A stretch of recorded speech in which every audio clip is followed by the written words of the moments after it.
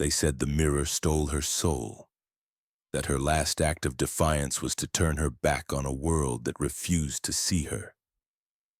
In the heart of a grand Natchez plantation, a young slave girl vanished without a trace, leaving behind only a ghostly image on the wrong side of the glass. But what they didn't know was that Sarah's disappearance wasn't an ending. It was a beginning.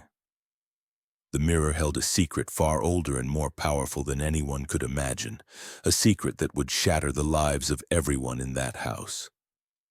Before we carry on, please hit the subscribe button to make my day and let me know where you are watching from in the comments.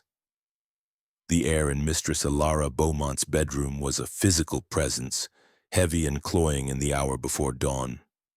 It smelled of money and control, a thick perfume of lavender water, beeswax, and the faint acidic tang of last night's wine. This was the air Sarah Green breathed every morning, and every morning it felt like swallowing dust. At 17, she had mastered the art of invisibility, moving through the opulent space with the practiced silence of a ghost. Her bare feet made no sound on the polished heart pine floors as she carried a single flickering candle, its small flame pushing back a darkness that felt ancient and absolute. The flame danced across the surfaces of mahogany and rosewood, glinting off the silver handles of a towering armoire and the crystal stoppers of perfume bottles arranged like soldiers on a tray. Sarah's movements were economical, precise, a choreography of servitude she had learned before she could properly read. A dip of her cloth in oil, a long smooth stroke across a tabletop, a circular buffing motion that brought forth a deep, rich shine. She worked without thought, her body knowing the rhythm of the task, leaving her mind free to wander where it was not supposed to go. Her focus, as always, was the mistress's vanity, a monstrous piece of furniture that dominated one wall. It was a shrine to Alara's beauty, crowned by a silver-gilt mirror so large and ornate it seemed more like a portal than a looking-glass. The frame was a riot of carved cherubs and vines, their silver faces frozen in silent, gleeful expressions. Sarah's first duty was to polish this frame, her fingers tracing the cold metal, her cloth catching in the intricate details. She did this with her eyes cast down, a habit born of pure self-preservation. To look into the mirror was to be confronted with a truth she spent every waking moment trying to ignore. The mirror was a liar. For Mistress Alara, it reflected a queen, a woman of porcelain skin and startling blue eyes, confirming her place at the center of this universe. For Sarah, it reflected only her bondage, the plain cotton of her shift, the exhaustion in her young face, the quiet, observant eyes that saw everything and were meant to be seen by no one. The mirror showed Alara her beauty, but it only ever showed Sarah her servitude. A deep, simmering resentment, hot and sharp as a needle, was hidden beneath the placid mask of her obedience.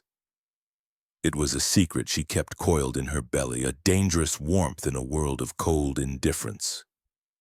She felt the weight of the house pressing down on her, the constant, silent scrutiny of the portraits on the walls, of the mistress in her bed, of the master in his study.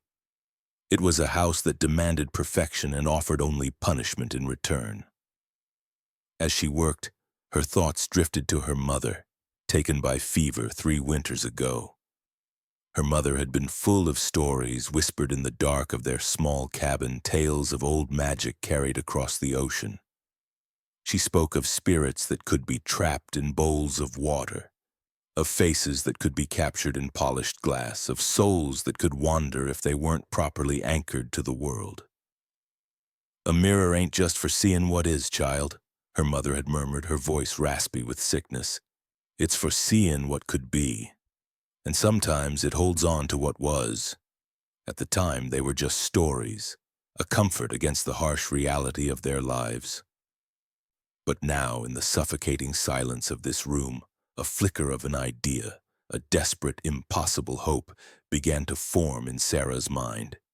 It was a wild, terrifying thought, but it took root in the fertile ground of her despair. She finished her polishing, the silver frame gleaming, the mahogany surfaces shining like dark water. Her duties were done. This was the moment she would normally snuff her candle and slip away, her presence erased before the mistress even stirred. But not this morning. This morning was different. For the last time, she performed her duties. She straightened the lace doilies, adjusted the silver hairbrush, and ensured every bottle was perfectly aligned. Then she took a deep, steadying breath, the thick lavender-scented air filling her lungs. She lifted her head and looked directly into the mirror. She held her own gaze, forcing herself to see past the servant's garb and the tired lines around her eyes. She saw the girl within, the one who listened to her mother's stories, the one who dreamed of a world beyond the suffocating confines of the Beaumont plantation. It was a long, defiant moment of recognition, a silent declaration of self in a place designed to strip her of it. Then, with a resolve that felt as if it were forged in fire, she placed her hands on the ornate, heavy frame of the mirror. With a strength she didn't know she possessed, she turned the massive object to face the wall. The action was utterly silent, yet it felt monumental, a thunderclap in the quiet room. The back of the mirror, a simple expanse of dark, polished wood, now faced the room.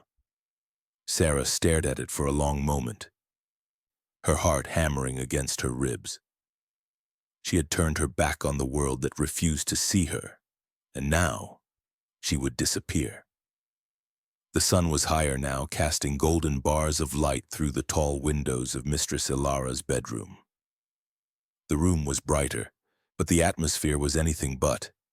Ilara Beaumont, a woman whose celebrated beauty was matched only by her casual cruelty, swept into the room, her silk dressing gown whispering against the floor. She expected perfection, a room prepared for her awakening like a temple for its goddess. Her eyes, sharp and critical, immediately fell upon the vanity. She stopped, her body going rigid. "Delia!" Her voice was not loud, but it was sharp with an irritation that promised retribution. "What is the meaning of this? Who dared touch my mirror?" Delia, an older house slave with a perpetually nervous disposition, scurried into the room, her hands twisting in the fabric of her apron. I don't know, mistress," she stammered, her eyes wide with fear as she saw the turned mirror. "Sarah was in here. She cleans before sunrise. She's the only one." Ilara didn't wait for the rest of the explanation. She stormed to the vanity, her beautiful face a mask of fury. She was about to berate Delia further when she saw it. On the flat, dark wood of the mirror's back was an image. It was faint, shimmering, and utterly impossible. It was the face of Sarah Green. It was not a carving or a painting, but an ethereal portrait that seemed to float just beneath the surface of the wood. Her expression calm, her eyes looking out with a knowing serenity that was deeply unsettling. Ilara recoiled as if she had been struck, a gasp catching in her throat. Her anger, hot and familiar, was instantly extinguished, replaced by a cold, creeping dread that was entirely new to her. It was a superstitious fear, the kind she'd heard the field hands whisper about, a fear of things that could not be explained by logic or beaten into submission. Delia saw it too, and a low whimper escaped her lips. She began muttering about bad omens and spirits, her hands fluttering to her face as if to ward off an evil she could feel gathering in the air. The very atmosphere in the room became charged and unnatural, the morning light seeming to dim around the impossible image. The search for Sarah began immediately, though it was less a search for a person and more a hunt for a piece of property. Alistair Beaumont, the master of the house, was called from his study. He was a pragmatic, cold man whose emotions were governed by profit and loss. He entered the room with an air of annoyance, his brow furrowed at the disruption to his morning routine. Ilara, her voice uncharacteristically shaky, pointed a trembling finger at the back of the mirror. Alistair stared at the faint image, his lips thinning into a hard line. He saw not a ghost, but a complication. "It's a trick of the light," he declared, his voice dismissing the fear that had taken root in his wife and the other slave. "Condensation, or some residue from the polish. The girl has run off. It's a loss, a damned expensive one, but it's nothing more." He was annoyed by the financial loss, but more so by the challenge to his authority, the idea that a slave could simply vanish from the heart of his domain. He ordered the mirror to be turned back. "Flip it around and find that girl. I want every inch of this plantation searched." A field hand, a strong young man named Joseph, was summoned. He approached the vanity with trepidation, having heard Delia's terrified whispers.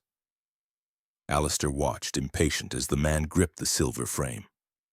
With a grunt of effort, Joseph flipped the heavy mirror back to its proper position. Ilara let out a small, choked cry. The impossible image of Sarah's face on the back of the mirror was gone. The wood was just wood, dark and empty. But that was not the most shocking discovery. Alistair stepped forward, his own reflection absent from the glass he expected to see. The mirror, which had for decades reflected the opulent room, the changing seasons, and the face of his beautiful wife, was now nothing more than a dull, gray, non-reflective surface. It was as if its soul had been extinguished, leaving behind a dead, empty void. The reflection of the room, of the people in it, of the very light streaming through the windows was gone. And so was Sarah. Days bled into one another, each one hotter and more suffocating than the last. The disappearance of Sarah Green had settled over the Beaumont plantation like a fever, a sickness that lingered in the air and soured the mood of everyone from the master in the great house to the youngest child in the slave quarters. Alistair Beaumont, a man who measured the world in ledgers and crop yields, was consumed by a cold, calculating fury. He had lost a valuable asset, a prime field hand in the making, and the inexplicable nature of the loss was an insult to his sense of order. He saw it not as a human tragedy, a girl gone missing, but as a direct challenge to his absolute authority, a financial setback that gnawed at his pride. He ordered a search so thorough it bordered on punitive. The grounds were scoured, the woods combed, the riverbanks patrolled until the mud was churned into a featureless slurry. His instrument in this endeavor was Mr. Graves, the overseer, a man whose cruelty was as practical and efficient as a well-oiled cotton gin. Graves carried out the master's orders with a grim satisfaction, his presence casting a long, menacing shadow over the quarters. He interrogated the other slaves, his voice a low growl that promised pain. He lined them up, his eyes scanning their faces for any flicker of knowledge, any sign of complicity. He received nothing. Their faces were masks of fearful ignorance, their silence a wall he could not breach. They knew the price of speaking out of turn, and this mystery was so far beyond their understanding that silence was the only safe harbor. They mumbled their denials, their eyes fixed on the dusty ground, a collective performance of unknowing that was as solid and impenetrable as oak. Frustrated, Graves singled out Jacob. He was a young field hand, strong and quiet, but Graves had seen him talking with Sarah by the well on more than one occasion. He cornered him behind the smokehouse, away from the prying eyes and listening ears of the others. The air was thick with the smell of cured meat and Jacob's own fear. "She talked to you, boy?" Graves' voice was deceptively soft. "Mention running off? Any secret sweetheart from another plantation, a name, a place, anything?" Jacob kept his eyes down, his heart pounding a frantic rhythm against his ribs. He could feel the overseer's impatience, a physical heat radiating from the man. Fear for Sarah, a cold, sharp terror, was tangled with a fragile sliver of hope, a wild wish that she had somehow impossibly made it away, that she had truly escaped. "No, sir," he mumbled, the words tasting like ash in his mouth. Sarah, she kept to herself. She wasn't like the others. He risked a glance up, then quickly looked away. But she was reading, sir. The mistress's discarded books, the ones she'd leave on the veranda. Sarah would take them. She was smart, too smart for this place. The admission hung in the air between them. For Graves, it was a useless piece of information. A slave who could read was just a more complicated problem. But for Jacob, it was everything. He remembered long, stolen conversations with Sarah in the twilight hours, her voice low and intense as she spoke of the world she'd found in those tattered pages. She spoke of cities where people walked free, of oceans wider than any field, of stars that were not just lights but other suns. She spoke of being more than just a body bound to a life of labor, of a soul that was vast and hungry for knowledge. He had listened, half enchanted, half terrified by the scope of her dreams. Now her words echoed in his memory, a ghostly testament to a mind that refused to be enslaved. The search yielded nothing. There were no tracks leading away from the plantation, no signs of a struggle by the wood's edge. No word from the local slave patrols who were usually so eager to report a runaway. It was as if Sarah Green had simply dissolved into the humid Natchez air. The mystery deepened and Alistair's frustration curdled into a quiet, simmering rage. He had lost control and he could not abide it. The mirror, the silent witness to the event, became the focal point of his ire. It was a useless object now, its dead surface a constant reminder of his failure and the inexplicable event that had undermined his authority. He ordered it removed.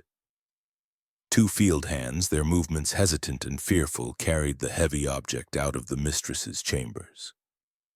It felt unnaturally cold to the touch, a block of ice in the sweltering heat. They hauled it across the yard to an old storage shed, a place for broken tools and forgotten things. They leaned it against a dusty wall and on Alistair's sharp command, threw a heavy canvas dropcloth over it, shrouding it in darkness. The master wanted it gone. Wanted the story buried, but covering the mirror was like trying to smother a fire with a blanket full of holes. As darkness fell, a different kind of story began to take shape. In the slave quarters, in the brief, precious hours between the end of work and the exhaustion of sleep, the legend of Sarah was born. They gathered in secret, their bodies huddled close in the flickering lamplight of a single cabin, the air thick with the scent of sweat, fear, and burgeoning myth. Delia, her earlier terror now transformed into a form of reverence, was the keeper of the tale. She had been there. She had seen it. Her voice, usually thin and reedy, took on a new weight and authority as she recounted the morning of the vanishing to the wide, unblinking eyes of her audience. With each telling, the story grew, her fear and shock blossoming into embellishments that made the impossible event feel sacred. Her face was right there on the wood, she whispered, her hands gesturing in the dim light, carving the scene into the air. Clear as day it was, not a paintin', it was her, looking right out, peaceful as you please. And when the master had it turned, she paused, letting the silence hang heavy in the small room. Gone. The face was gone. The glass was dead. The mirror's spirit took her. It opened up and it took her away from this place. A collective gasp went through the small crowd. It was a story that resonated deep in their bones, a tale woven from the threads of old African magic and the harsh reality of their new world. Sarah's story became a legend, a source of both profound terror and intoxicating inspiration. For the older, more cautious souls, it was a cautionary tale. It was a warning against dabbling in things not meant to be understood, a reminder that the world of spirits was powerful and unforgiving. They saw it as a story of a girl who reached too far, who looked too deep into the glass and was consumed by what she found. But for the younger ones, for those like Jacob whose hearts still harbored the embers of defiance, it was something else entirely. It was a story of ultimate escape. It was a symbol of hope, a radical new possibility that there was another way out, a door that wasn't running through swamps with dogs at your heels, but a quiet, magical passage to somewhere else. The legend of Mirror Sarah could not be contained within the fences of the Beaumont plantation. It seeped out, carried on the whispers of those hired out to neighboring farms, passed between slaves meeting in secret on the roads at night. It became a quiet, powerful form of resistance, a story the masters could not whip into submission, a piece of folklore they could not control or even fully comprehend. It gave the enslaved a hero, a martyr, a saint of their own making. Sarah was no longer just a girl who had run away. She was a spirit who had ascended. Meanwhile, as Sarah's legend grew in the quarters, a strange and insidious haunting began in the great house. The sickness of the mirror had not been banished to the shed, it had merely changed its form. Ilara Beaumont, who had once preened before her reflection for hours, now found herself avoiding any polished surface. The haunting began subtly. One afternoon, as she lifted a delicate porcelain teacup to her lips, she saw something flicker in the faint reflection on its curved, glazed surface. It was just a distortion, a trick of the light. But for a terrifying second, it looked like a pair of calm, knowing eyes watching her. She nearly dropped the cup, her hand trembling. A few days later, she was walking through the dining room and glanced at the grand, polished mahogany table, its surface buffed to a near-perfect sheen by the house slaves. In the deep, dark wood, she heard a whisper, a faint, sibilant sound like a name being spoken on the wind. It sounded like Ilara. She froze, her blood running cold. There was no one there. The room was empty. From that day on, a creeping paranoia took hold. She began to actively avoid her own reflection, turning her head when she passed a window pane, her gaze darting away from the silver water pitcher on her nightstand. The house, once her kingdom, was becoming a hall of accusing mirrors, each one holding the potential for a glimpse of the girl she had wronged, each one whispering of a judgment she could not escape. Weeks crawled by, each one layering a fresh coat of oppressive heat and suffocating humidity over the Beaumont plantation. The initial frenzy of the search had long since faded, replaced by a tense, brittle silence in the great house. Ilara Beaumont's vanity, once the altar at which she worshipped her own reflection, began to crack and peel away like old paint. She still spent hours in her bedroom, a prisoner in her own gilded cage, but now she moved with a hunted, furtive energy. Her eyes, once drawn to any surface that could return her own image, now darted away from them with a kind of physical revulsion. The polished silver of a water pitcher, the dark, glossy surface of a lacquered box, the very window panes that looked out onto her domain, all became potential ambushes. She had the other mirrors in the house, from the grand pier glass in the hallway to the small shaving mirror in Alistair's dressing room, covered with thick linen sheets, turning the house into a place of shrouded, ghostly shapes. Her cruelty, always a casual feature of her personality, now intensified, becoming sharp and unpredictable. It was a cruelty born not of power, but of a gnawing, relentless fear. A dropped tray would earn a house slave a vicious tirade. A spot of dust missed on a mantelpiece could lead to a punishment that was wildly disproportionate to the offense. The slaves learned to move around her with even greater caution, their silence and downcast eyes a defense against a mistress whose nerves were stretched to the breaking point. They could feel her fear.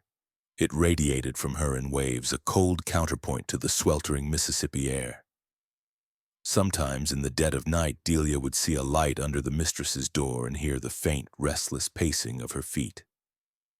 In those moments, Ilara would often find herself standing before the empty space on her vanity, her fingers tracing the outline in the dust where the great mirror once stood, a phantom limb that ached with a terrifying memory. She was haunted, not by a wailing specter, but by the memory of a face. It was Sarah's face, as she had seen it on the back of the mirror. In her memory, the image had grown sharper, more defined. It was not the face of the subservient, invisible girl who had polished her furniture. The face in the wood had been one of calm, knowing power, the eyes holding a depth of understanding that felt like a judgment. Ilara felt that judgment now in every corner of her silent, shrouded house. Her inner monologue, once a confident affirmation of her own beauty and station, had become a frantic, spiraling descent into madness. One moment she would deny it all, convincing herself it was a trick, a conspiracy of insolent slaves.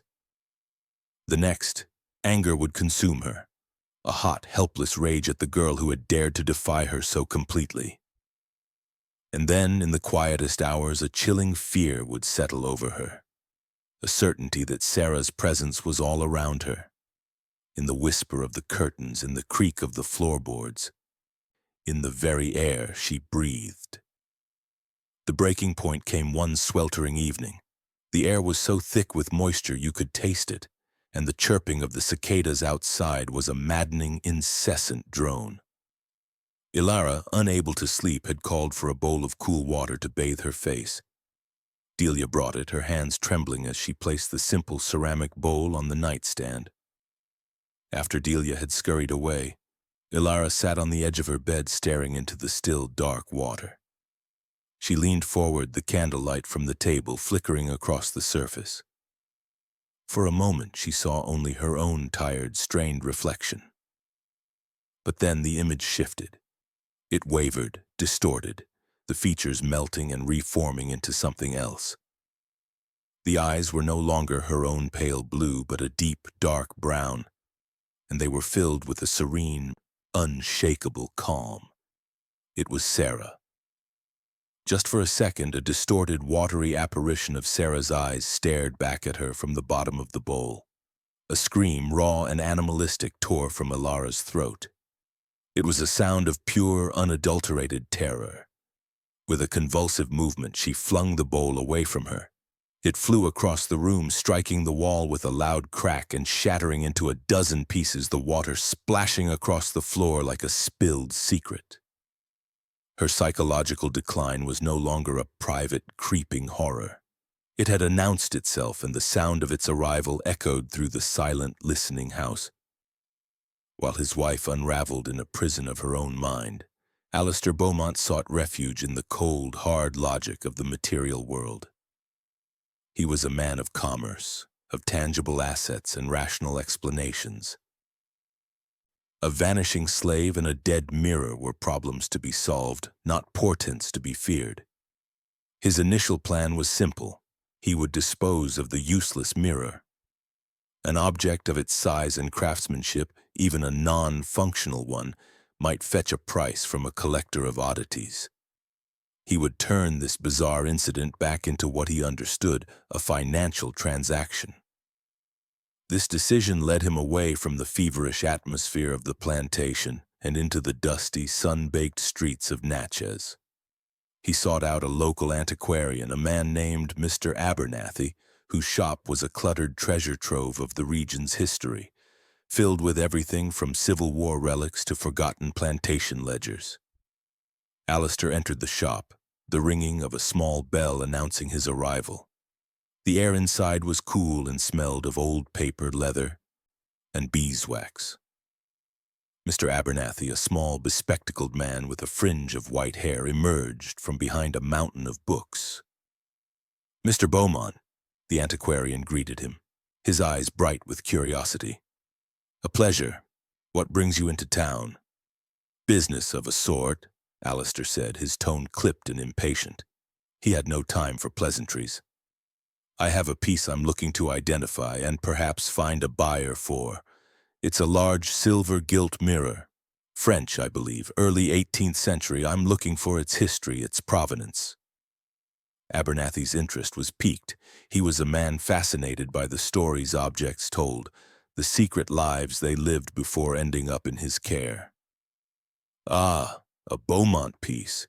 Your family has been in Natchez for generations. Let me see what I can find." He led Alistair toward a back room where massive, leather-bound ledgers were stacked on sturdy oak tables. "Describe it to me." As Alistair described the ornate frame, the cherubs and vines, a flicker of recognition crossed the antiquarian's face.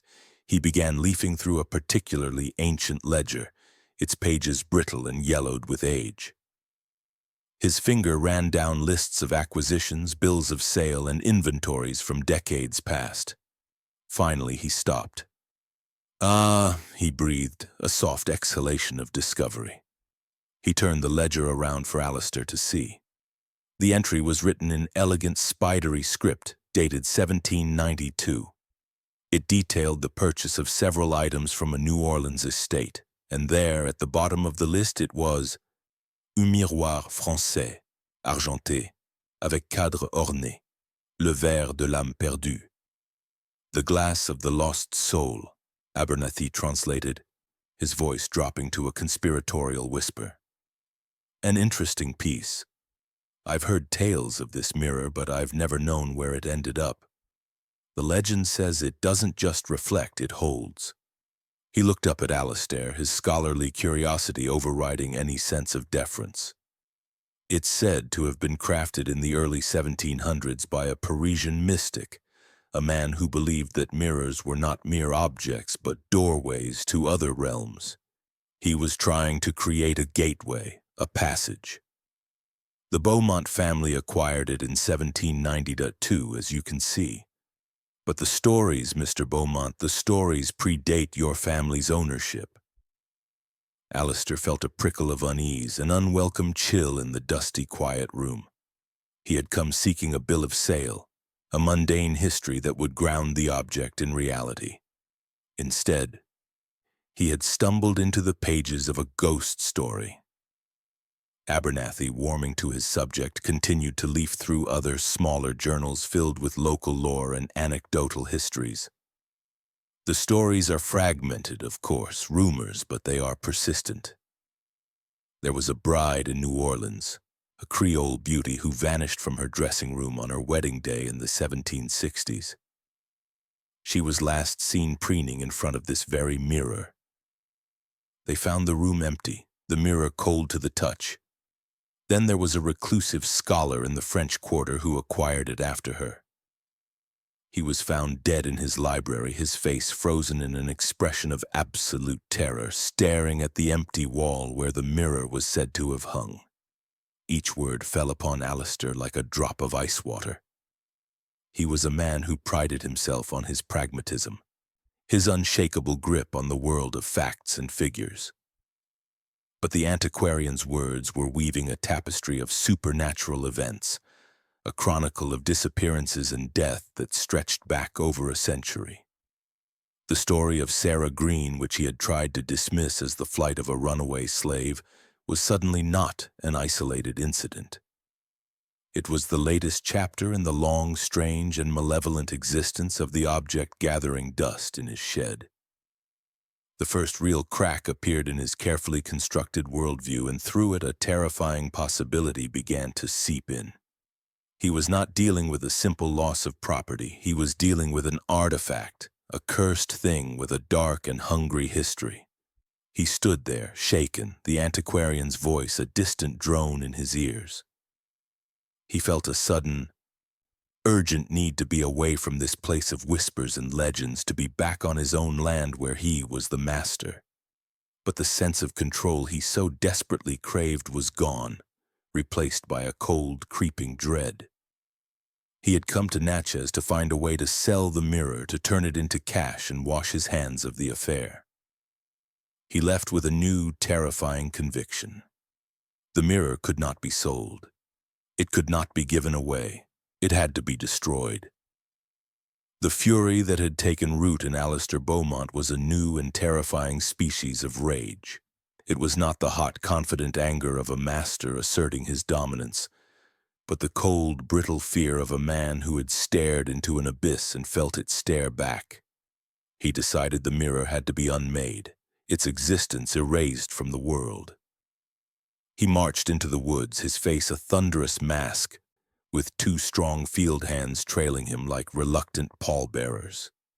Between them they carried the shrouded mirror, its weight seeming to pull them down, its presence a block of unnatural cold in the sweltering Mississippi heat. One of those men was Jacob. The clearing Alistair had chosen was a place the sun rarely touched, deep within the property where the canopy of cypress and ancient oak was so thick it choked the light, leaving the air perpetually damp and stagnant. It was a place that smelled of decay and wet earth, a forgotten corner of his own kingdom. The two men, their shirts already soaked with sweat, lowered the mirror to the ground with grunts of relief. With a violent, angry motion, Alistair ripped the heavy canvas dropcloth away. The mirror's surface did not greet them with a reflection. It was still that dead. Slate gray, a flat, lifeless void that seemed to absorb the meager light of the clearing, looking less like an object and more like a wound in the fabric of reality. "This foolishness ends now," Alistair spat, his voice tight and strained. He brandished a heavy sledgehammer he had brought from the tool shed. "It's just glass and wood." He seemed to be trying to convince himself as much as the two men who watched him with wide, fearful eyes. His entire world, built on the foundation of ownership and absolute control, had been shaken, and this object was the epicenter of the quake. By destroying it, he would reassert his command over the rational world. Jacob watched, his heart a cold stone in his chest.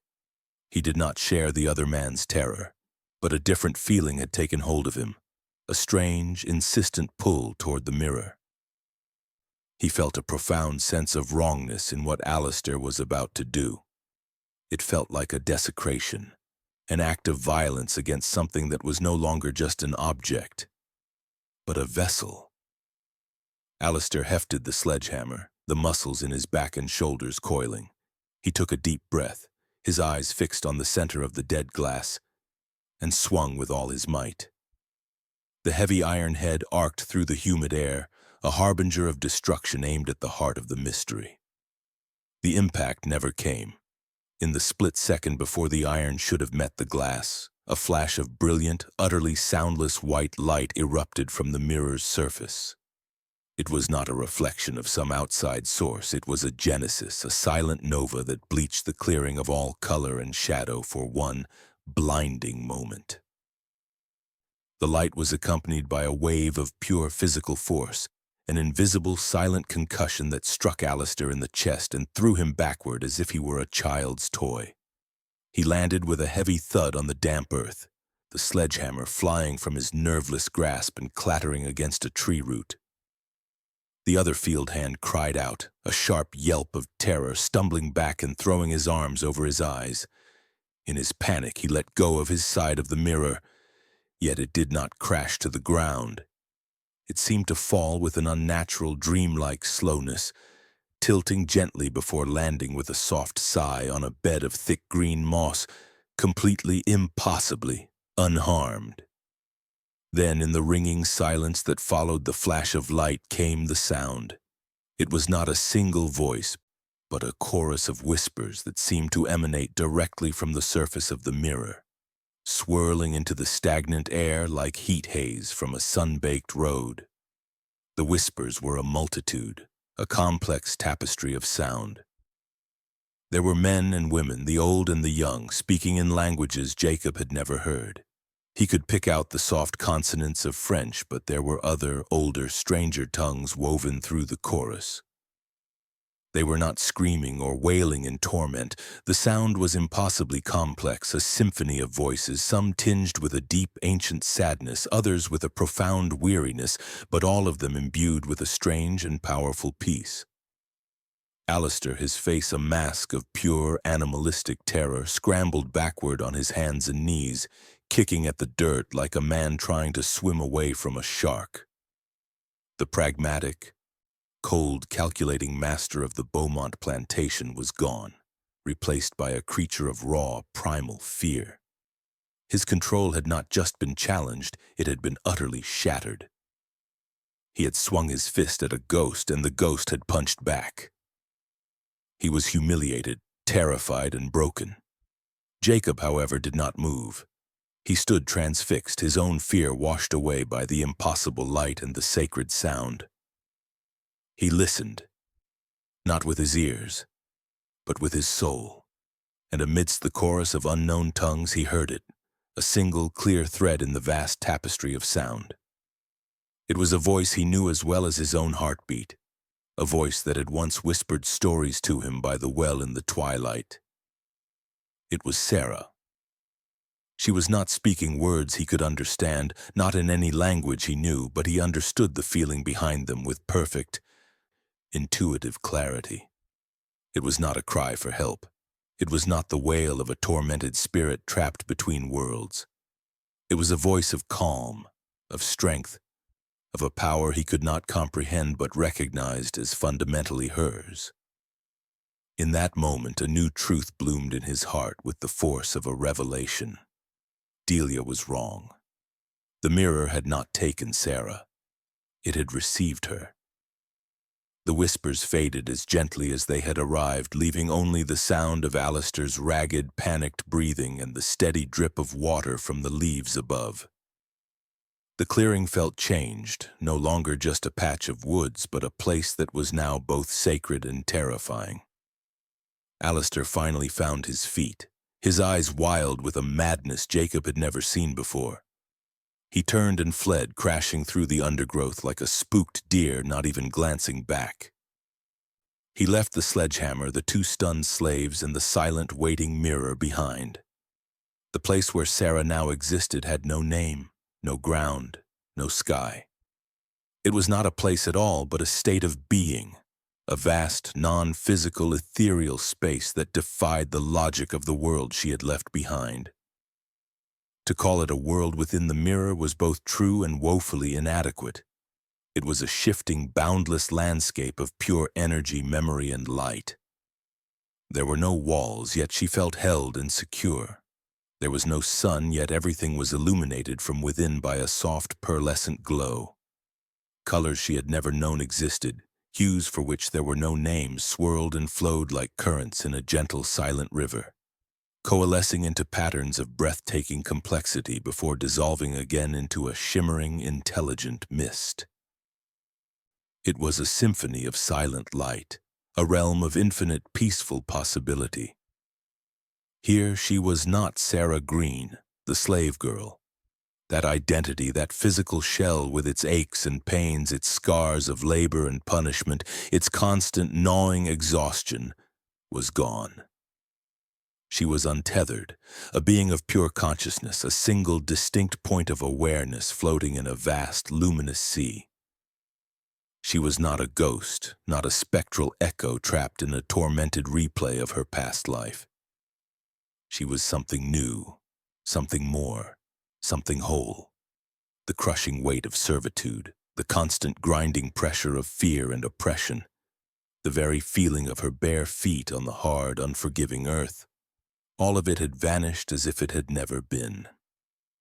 In its place was a sense of freedom so profound and absolute it was like learning to breathe after a lifetime of suffocation. It was a release not just from the Beaumont plantation, but from the very constraints and sufferings of a physical body. She was not alone. Other figures, other points of awareness shared this tranquil space with her. They were shimmering and indistinct, their forms fluid and ever-changing, like heat rising from a summer road or reflections on disturbed water. They were the other lost souls. The bride from New Orleans who had chosen escape over a loveless marriage, the reclusive scholar from the French Quarter who had fled a world that terrified him, and countless others stretching back through the centuries, a silent, welcoming community of spirits who had found their final refuge in the mirror's embrace.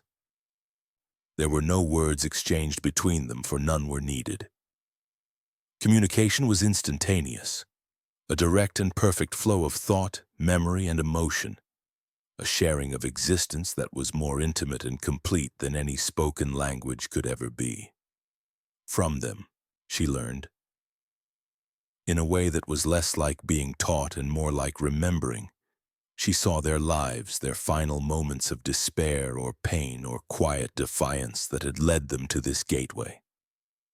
She learned that the mirror was not a predator, not a curse that snatched souls against their will. It was a sanctuary.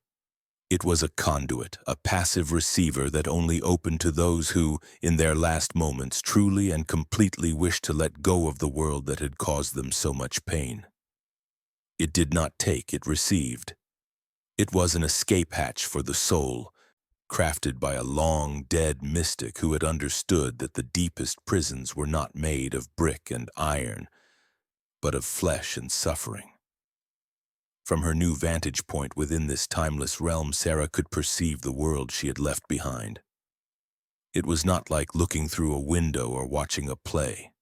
It was more like seeing a vast, intricate tapestry of events, woven from the threads of cause and effect, of love and hate, of fear and hope. She could feel the emotional currents of the plantation as if they were tangible things. She felt the cold, sharp terror of Alistair as he fled the clearing, his pragmatic world crumbling into dust around him. She felt the spiraling, paranoid fear of Ilara, a woman being eaten alive by her own cruelty and guilt, trapped in a prison of her own making. And she felt the quiet, burgeoning hope in Jacob, a single warm point of light in the darkness of the quarters. She felt his grief for her, but she also felt his dawning understanding that she was not gone, but transformed. She saw the legend of Mirror Sarah spreading through the slave quarters and beyond, a story of hope and magical defiance whispered in the dark. She saw the fear it caused, but she also saw the strength it gave, the small secret smiles it brought to the faces of the oppressed. Her final, desperate act of defiance had not been an ending. It had become a beginning, a myth that was taking on a life of its own, a seed of hope planted in the most barren of soil. For a time, she was content to simply exist in this peaceful, luminous void, to learn from the silent chorus of souls around her, to revel in her newfound absolute freedom. But as she watched the tapestry of the world continue to unfold, a new feeling began to stir within her consciousness. She saw Jacob's unwavering loyalty, his brave, lonely vigil over her memory. She saw Ilara's torment, a self-inflicted wound that was festering into madness. She saw Alistair's impotent rage, a poison that would inevitably consume him. Her story had set these events in motion, and she realized, with a clarity that was a fundamental part of her new consciousness, that her story was not over. The mirror was a sanctuary, but it was also a conduit. A door, she now understood, could be opened from both sides. She had a choice. She could remain here in this timeless, peaceful eternity, forever free from the world of pain and sorrow. Or she could use the connection, use the mirror as a tool, and influence the world she had left behind, not to haunt it with vengeance, but to guide it toward truth and resolution. Her escape had given her freedom. Now she had to decide what to do with her power. The story of Sarah Green was not finished, she decided with a calm and certain resolve. It was time for the next chapter to be written. An urge, deep and undeniable, pulled at Jacob. It was not a thought, but a physical sensation, a quiet but insistent tugging in his gut that drew him away from the weary silence of the quarters and toward the deepening shadows of the plantation grounds. The sun had bled out of the sky, leaving behind a bruised purple and orange twilight that softened the harsh edges of the world. He moved with a new purpose, his feet sure on the familiar path. But his mind was a world away from the fear that usually guided his steps after dark. The terror he had witnessed in Alistair, the master's complete and utter unraveling, had not infected him. Instead, the whispers from the mirror had planted something else in his heart, a seed of awe and a profound, unshakable curiosity. He had to go back. He had to see it again. He slipped through the gloom like a phantom. The storage shed a dark shape against the darkening woods. The air around it felt different, charged and still, the chirping of the crickets seeming to fall silent as he approached. The door was not locked. Alistair had fled in too much of a panic to think of it. Jacob pushed it open, the hinges groaning in protest, and stepped inside. The familiar smell of dust, rust, and dry rot filled his nostrils. But underneath it was another scent, something clean and cold, like the air after a lightning strike. The sledgehammer lay where Alistair had dropped it, a discarded instrument of a failed exorcism. And against the far wall, a hulking shape in the darkness, stood the mirror. Jacob's heart was not pounding with fear, but with a slow, heavy beat of anticipation. He approached it slowly, his hand outstretched. His fingers brushed against the rough texture of the canvas dropcloth, and he pulled it away. The heavy fabric fell to the dusty floor with a soft whoosh, revealing the mirror beneath. It was no longer a dead, gray void. The surface was alive. It showed a reflection, but not of the dark, cluttered shed or of Jacob's own awestruck face. It showed a place of impossible beauty. It was a landscape painted with light, a world of swirling opalescent colors that flowed and eddied like a gentle river of liquid dawn. Soft luminous clouds of amethyst and gold drifted through a sky of the deepest indigo, and from them fell a soft, glittering rain that was not water but pure, shimmering light. There were no trees or mountains, no familiar shapes of the physical world, only this endless, breathtaking vista of serene, intelligent energy. It was a place of profound peace, a visual symphony that sang directly to his soul. He was filled not with fear, but with an overwhelming, cleansing awe, a feeling of rightness that settled deep in his bones. And then, in the center of that impossible landscape, a form began to coalesce. The light gathered, swirling gently, the colors deepening until they formed the clear, serene face of Sarah Green. Her hair was not bound, but flowed around her like a dark halo, and her eyes, those same quiet, observant eyes he had known his whole life, were filled with a wisdom and peace that transcended anything he had ever seen. She was not a ghost, not a trapped spirit. She was home. She smiled, a gentle, knowing expression that reached across the gulf between their worlds and touched his heart. A voice entered his mind. It was not a sound that traveled through the air to his ears, but a thought, a feeling, a perfect and complete communication that bloomed directly in his consciousness. It was her voice, yet it was more than her voice. Jacob, don't be afraid. I am free. The relief that washed over him was so powerful it almost brought him to his knees. The gnawing fear he had carried for her, the terrible uncertainty of her fate, it all dissolved in that single moment of contact. She was not dead. She was not lost. She was transformed. He reached out, his fingers pressing against the cool, smooth surface of the glass. He could not feel her, but he could feel her presence, a warmth that spread from his fingertips through his entire body. He opened his mind, his heart, and let her show him. It was not a conversation of words, but of images and feelings, a torrent of understanding that flowed from her to him through the conduit of the mirror. He saw the mirror's history, not as a story, but as a direct experience. He was in a Parisian workshop in the early 1700s, smelling the strange incense and seeing the mystic's intense burning eyes as he etched symbols into the silver frame, pouring his belief into the glass. He was in a sunlit room in New Orleans, feeling the terror and despair of a young bride about to be shackled to a cruel old man, and he felt her final desperate wish for escape as she pressed her hands to the mirror's surface and let go. He felt the cold dread of the scholar in his library, a man so terrified of the world that he willingly surrendered himself to the peace within the glass. He saw them all, the countless souls the mirror had received over the centuries. not as prisoners but as refugees who had found a final peaceful sanctuary. He saw Sarah's own final moments, the defiant act of turning the mirror, the focused power of her will, her absolute readiness to leave a world of bondage behind. He understood then that the mirror was not a curse, it was a choice, a door that only opened for those who were ready to walk through it.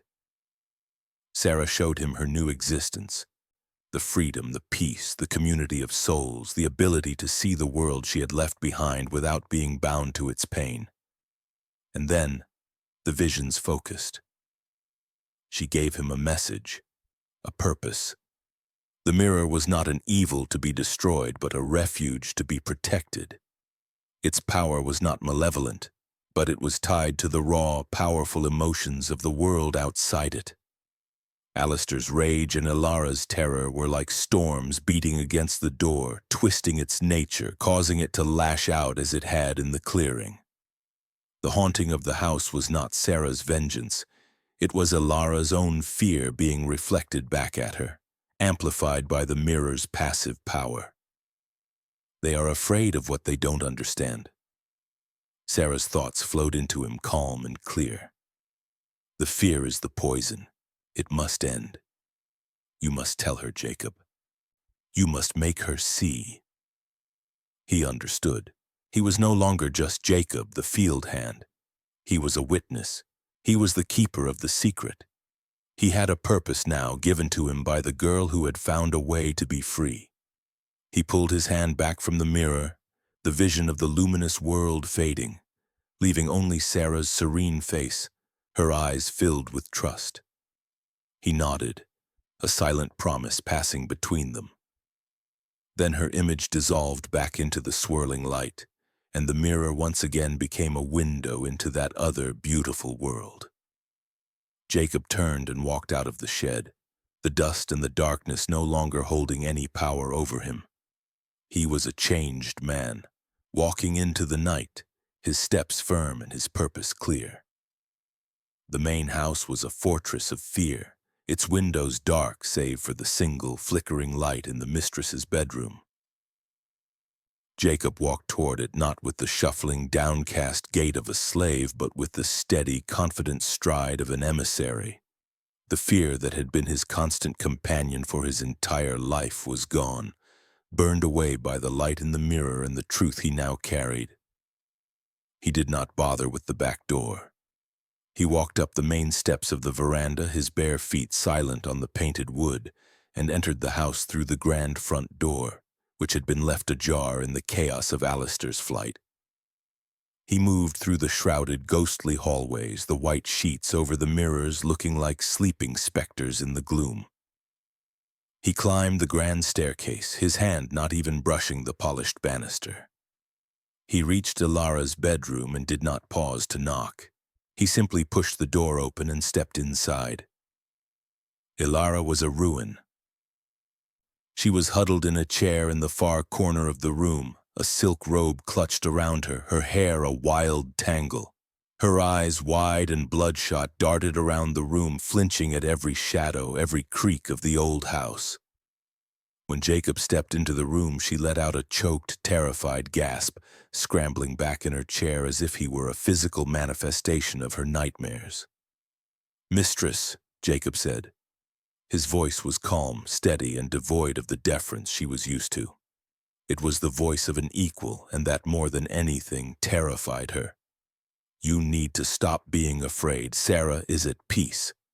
"Get out!" she shrieked, her voice a raw, hysterical rasp. She pointed a trembling finger at him. "It's a trick. You're one of them. She sent you. She's a demon." "She's not a demon," Jacob said, taking another slow step into the room. He was not intimidated by her hysteria. He saw it for what it was, the last defense of a terrified, guilty soul. "She's free, and she forgives you." The words hung in the air, so contrary to everything Ilara believed that they seemed to suck the very sound from the room. Forgiveness was a concept she understood only as a tool of power, something to be granted or withheld by a master. The idea of a slave forgiving her was so alien, It was incomprehensible. The mirror showed me, Jacob continued, his voice gentle but firm. It's not what you think. It's not what any of you think. It doesn't take, mistress. It receives. It only takes those who are ready to let go. Ilara stared at him, her mouth opening and closing, but no sound came out. She was torn, a war raging within her between the superstitious terror that had consumed her for weeks and a desperate, agonizing need for the absolution he was offering. His calm confidence unnerved her more than any ghost story, more than any whisper she had heard in the polished surfaces of her home.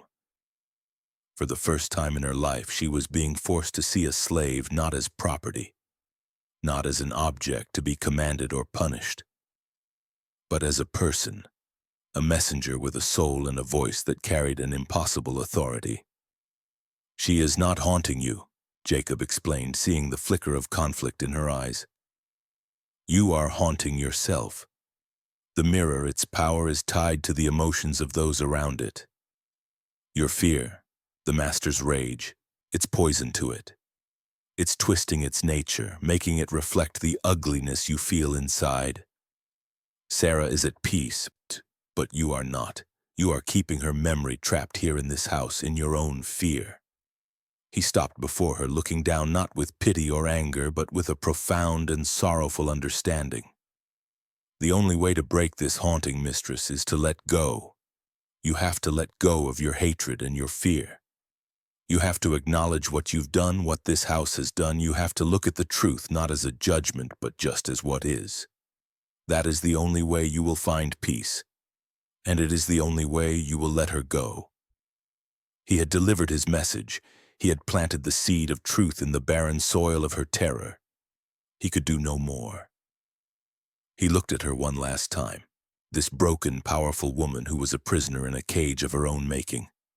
Then he turned and walked out of the room, leaving her alone in the flickering candlelight with the echo of his words and the terrifying, liberating possibility that the path to her salvation lay not in fighting the ghost she so feared, but in surrendering to the truth she had spent her entire life avoiding. Jacob's words did not leave the room when he did. They remained, hanging in the thick, humid air, more real and solid than the shrouded furniture or the flickering candlelight. Ilara sat in her chair, the hysterical terror slowly receding, replaced by a strange and unnerving calm. The fear was still there, a cold knot in her stomach, but it was no longer a wild, shrieking thing. It was a quiet, heavy presence, the weight of a truth she could no longer deny. Jacob's message had been a key, turning a lock deep inside her dome, and the door had swung open onto a possibility she had never dared to consider. Forgiveness. Peace. Letting go. She found Alistair in his study, not at his desk managing his ledgers, but slumped in a wingback chair, a bottle of brandy on the table beside him, a half-empty glass in his trembling hand. He was a ghost of the man he had been. The arrogant, commanding posture was gone, replaced by a defeated slump. His eyes, when he looked up at her, were not angry or impatient, but hollow and haunted. The eyes of a man who had seen the world's foundations turn to sand beneath his feet. He was a broken man, a king who had lost his kingdom, his wife, his property, and most devastatingly, his grip on reality. He spoke to you, Alistair slurred, his voice rough with alcohol and despair. The boy, Jacob, I saw him leave. Yes, Ilara said, her own voice quiet but clear. He did. She walked toward him, her silk robe whispering against the floor. He told me about Sarah, about the mirror. Alistair let out a harsh, bitter laugh. The mirror. That cursed thing. It's a devil's trick, Ilara, a demon's gateway. It showed me in the woods. It has a power we cannot fight. No, Ilara said, stopping before him. That's not what it is. We are the ones with the power, Alistair. Our fear, our hate. That is what it feeds on. Jacob said, Sarah is at peace. We are the ones in torment. Her words, echoing Jacob's, sounded strange and new in her own mouth. She looked at her husband, this man whose cruelty she had mirrored and amplified for years, and she saw not a master but a fellow prisoner. "We have to go to it," she urged, her voice gaining a sliver of strength. "We have to see it, together." Alistair stared at her as if she had gone completely mad. "Go back to it? Have you lost your senses, woman? It will destroy us." "It is already destroying us," she countered, her gaze unwavering. "Hiding from it, fearing it, that is what gives it power. Jacob wasn't afraid, and it did not harm him. Please, Alistair, I have to know, I have to see." He looked at her for a long moment, at the desperate sincerity in her eyes, and something in his own broken spirit gave way. He had no fight left in him, no arguments, no rationalizations. His world was already in ruins. What more was there to lose? He nodded slowly, a gesture of pure, exhausted defeat, and pushed himself to his feet. They walked together through the dark, silent house and out into the night, a king and queen of a haunted, crumbling empire. They did not speak. The path to the storage shed was a journey into the heart of their shared nightmare. When they arrived, Alistair hesitated at the door, but Ilara, driven by her new fragile purpose, pushed it open and stepped inside. The air was cold, and the mirror stood against the far wall, a rectangle of impossible light in the oppressive darkness. It was just as Jacob had described it, a window into another world, a swirling, luminous landscape of impossible colors and serene, flowing light. Alistair stopped dead, a choked sound catching in his throat. Ilara, however, took a step closer, her eyes wide with a mixture of terror and awe. As they watched, the light in the center of the mirror coalesced, gathering itself into the form of a face. It was Sarah. She looked out at them, her expression not one of malice or vengeance, but of a deep, sorrowful pity. For Alistair, the sight was the final crushing blow. In that serene, knowing face, he saw not just the slave girl he had owned and lost, but the living embodiment of all the lives he had broken, all the pain he had inflicted, all the humanity he had crushed under the heel of his boot for the sake of profit and pride. He was confronted with the full, unbearable weight of his own cruelty, and his soul buckled under it. For Ilara, the vision was different. Seeing Sarah's peaceful face, the absence of hatred in her eyes finally broke the dam of her own guilt. A sob, raw and ragged, tore from her chest. The fear that had tormented her for weeks finally gave way to a flood of pure, cleansing sorrow. It was a grief for Sarah, for what had been done to her, but it was also a grief for herself, for the woman she had become, for the poison she had nurtured in her own heart. In that moment of ultimate confrontation, Alistair reacted in the only way he knew how. With a roar of rage and self-hatred, he pulled a small pistol from the pocket of his coat. It was his last, desperate attempt to impose his will on a world that no longer obeyed him, to solve a spiritual crisis with a physical act of violence. He raised the pistol, the small, dark hole of the barrel aimed directly at Sarah's face in the mirror. "No," Ilara whispered, the word a prayer. Before Alistair could fire, she moved. It was not a calculated act, but a pure instinctual impulse. She stepped directly in front of the mirror, placing her body between her husband's gun and Sarah's image. She turned to face him, her eyes wet with tears meeting his. "No more," she said, her voice clear and steady. "Let there be peace." Alistair froze, his finger on the trigger, his face a mask of confusion and rage. But before he could process what was happening, the mirror behind Ilara flashed. A brilliant, silent wave of pure white light erupted from its surface, engulfing her completely. It was not a violent explosion, but a soft, radiant blossoming of energy. When the light faded a second later, Alistair was alone in the shed. Ilara was gone. He stumbled forward, his hand outstretched, his mind refusing to comprehend what his eyes had just seen. He stared at the mirror, which now showed only the swirling, ethereal landscape. Then slowly, next to the serene, waiting face of Sarah, another image began to form. It was Alara's face, her features softened, the lines of cruelty and fear erased. Her expression, for the first time in years, perfectly, utterly serene. She had chosen. She had let go. Years passed. The Civil War came and went, a storm that swept through the South, tearing down the old world and leaving a new, uncertain one in its place. The Beaumont plantation, already in decline, did not survive the upheaval. Alistair Beaumont, a hollowed-out man haunted by ghosts of his own making, lost his fortune, his land, and finally his mind. He died alone in the decaying great house, a mad king in a ruined castle, whispering to the end about a mirror that had stolen his wife. The story of the Beaumont mirror became a famous local legend, a ghost story told by parents to frighten their children, a tale of a cruel mistress and a vengeful slave spirit trapped in a haunted looking glass. But Jacob knew the truth. Now an old man, his back bent from a lifetime of labor, but his eyes bright with a secret wisdom.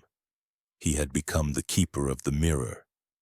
After the war, after he had become a free man, he had returned to the abandoned plantation one last time.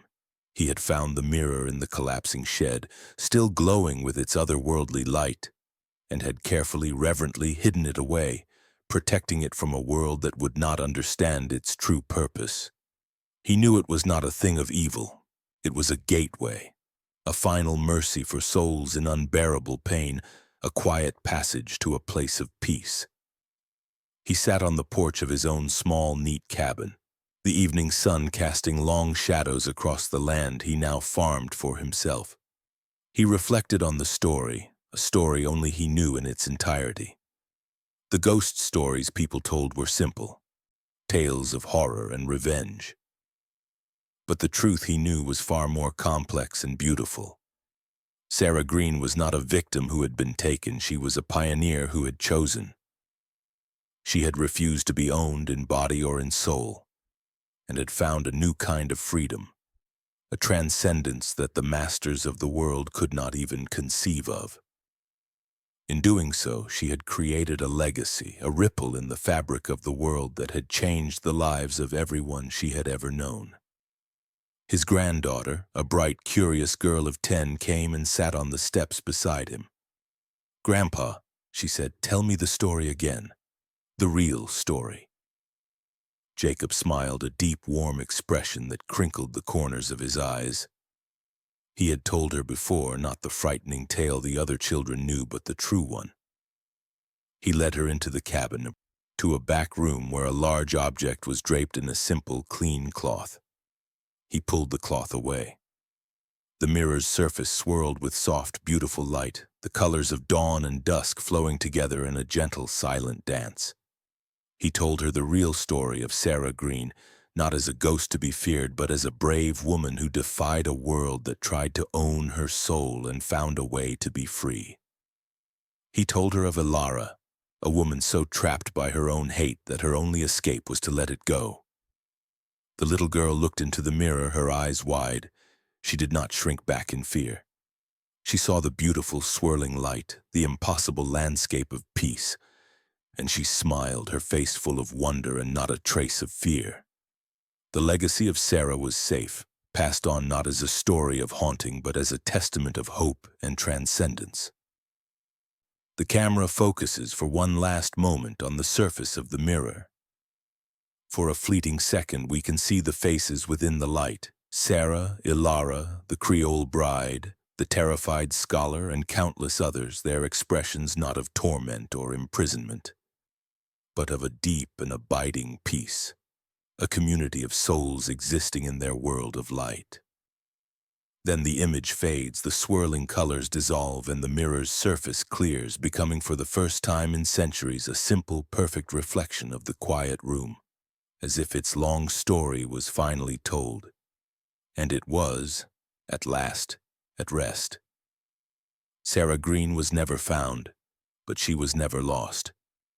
She simply stepped through the looking glass, leaving behind a story that would be whispered for generations, a testament to the enduring power of the human spirit to find freedom, even when none seems possible.